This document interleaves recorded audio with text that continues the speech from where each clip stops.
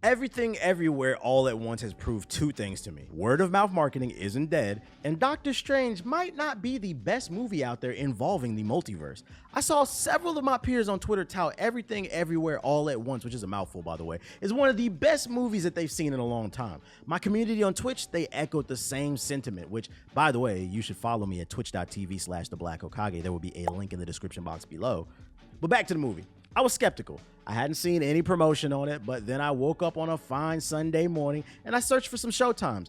It was 10 a.m. and I have a theater about 10 minutes up the road from me that was doing a showing at 11 a.m. for only $5. I said, man, what a coincidence. I have nothing else to do, so I might as well do this on my day off, and well, you can't beat that price, so F it, why not? And ladies and gentlemen, I'm here to report that this film was really good. Someone in my Twitch chat said that this is the best film they've seen in the last 10 years. I don't know about that statement, but this is definitely worth watching. If you're someone with a wild imagination, you're gonna get a great joy from this movie. The best way I can describe this film is it's a kung fu action film with family drama, comedy, and horror elements. It taps into so many different genres, but somehow they make it work. What I like about it is how they handle the concept of the multiverse. This film does a great job of explaining the concept of the multiverse and how the film's protagonists can use it to their advantage. Compare that to Marvel, where they're kind of just like magic, Doctor Strange, the multiverse of madness.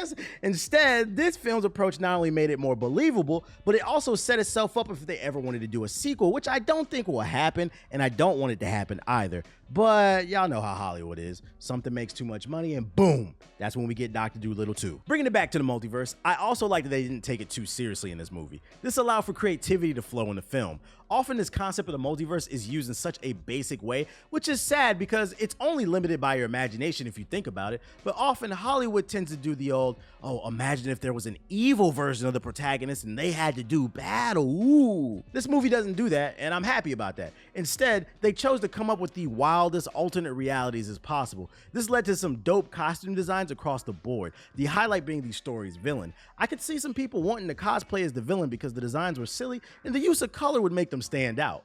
The fight scenes in this were dope. You could tell they were not an afterthought. From my research, the choreography in this was done by the Lee brothers who worked on Shang-Chi, Cobra Kai, The Paper Tigers, and more. So you already know they have a pedigree in martial arts. I love how the multiverse plays a role in which the way Evelyn, the main character, fights. They highlight this via flashbacks, and the fighting styles, by the way, they're not all what you think. My only gripe with this movie is that it felt too long. It started to drag for me in the back half of the film. I caught myself on 2 occasions thinking to myself, dang, it's still going?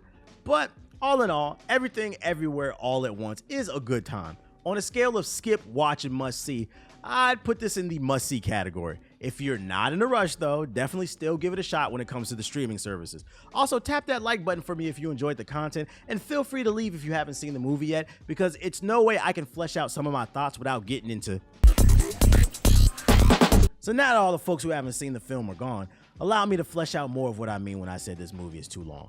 This thing clocks in at 2 hours and 12 minutes, and somehow it felt like 3 hours to me. The reason being is because the pacing is off in this movie to me. It starts off a little slow as just a family drama and they're struggling with their taxes. That first half hour, I was just like, okay, where's this going? But once the multiverse is introduced via the Alphaverse husband, things really start to pick up. From there, the pace goes from a light jog to full-blown sprinting for the majority of the movie. It made it hard to gauge when the climax was. So much wild stuff was happening, and it kept getting wilder and wilder and wilder to the point the entire multiverse concept overstayed its welcome. The payoff at the end, it wasn't worth it to me. They could have had the same ending and shaved off 25 to 30 minutes of this movie.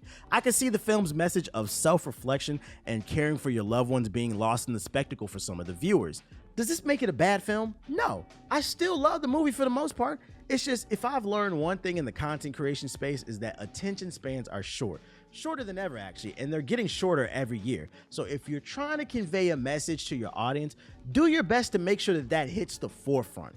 As goofy as this sounds, I could see some people completing this movie with the takeaway of the film being, I ain't never having kids. But hey, I'm just saying.